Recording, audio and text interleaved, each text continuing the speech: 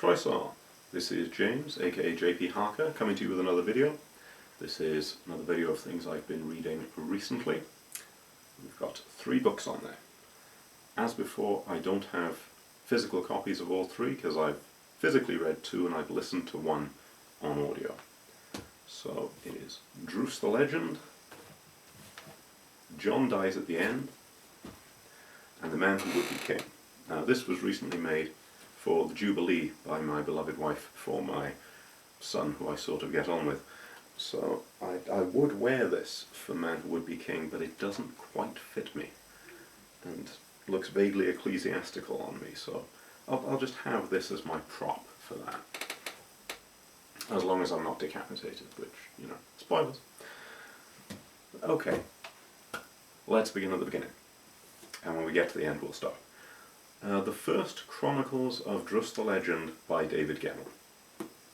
Now, for them as don't know, Drus is the main character in the book Legend, which was either Gemmell's first book. I don't think it's the first he wrote, but it was his first big bestseller. It's the one they always have, from the legendary author of Legend. And Drus is this sort of grumpy old man in Legend, and he's the hero of Skeln Pass, and he's our best hope, and he's going to train our boys to fight this desperate last stand action which will save the Draenei and all of that. And he's a grumpy old man. And in my humble opinion, that only really works when you're old. I'm just going to check. This was written in 1999, and Legend was written in 1984. In my humble opinion, this didn't need to be done. I know a lot of people liked it. A lot of people wanted to see where Drus had come from as a younger man. To me, it almost spoils who he was in Legend, the book I really liked him in. Because I liked the thought that maybe I was reading into it too much, that he'd had a little more optimism at some point, and that life had slowly made him into the man he was. It's been ages since I read Legend, but that was the vibe that I liked to ascribe to the character. Whereas in this we find out, no, he's kind of always been a grumpy git. And not only that, he's a Mary Sue in this. He's a woodcutter with a temper who ends up being better at warrioring than trained warriors, better at labouring than trained labourers. He takes over as foreman of this sort of labour camp, having no experience or knowledge of what's going on, and yet he's the best at it. And it's that sort of vibe where you have, I'm going to be the best pirate in the world. You ever been on a ship before? No. And yet somehow becomes the best pirate in the world. And that kind of jabbed at it for me. The grumpiness kind of jabbed at it for me. The female character who's only really there because she's motivating him to rescue her is kind of dull. She was nice. She wasn't completely two-dimensional, but didn't do an awful lot. And because I love David Gemmell and I love some of his other stuff, it's the same with this as it was with the Troy books. I've come to expect better of him. So when he writes something that's only okay, in my head that becomes bad. And it isn't bad, it's not a bad book, but it's not up to the standard I would have expected. So, unfortunately, didn't give this too high a rating, despite my love of the man. David Wong's John Dies at the End. This is not going to be a long commentary. I didn't like it. I wasn't engaged. It just didn't work for me. Basically, there's a universe-ending narcotic that they call soy sauce that these 2 idiots end up coming into contact with, and it's almost like they're becoming amateur ghostbusters, but that doesn't really go anywhere, and they don't really care about what's happening. They're just sort of swept up in it, and it's a series of fairly disconnected adventures. And the feeling I got is this guy's trying to do to horror what Douglas Adams did for sci-fi. Is he's taking some serious ideas and mixing it in with deadpan, ridiculous humour. And some of those gags land, most of them don't. Most of them just it doesn't work. And maybe it's a little unfair comparing it to the genius of Douglas Adams, but it smacked of somebody trying to be Douglas Adams and failing. And I just didn't get into it. It was a chore to get through. So, sorry, I'm not recommending that one. The final one,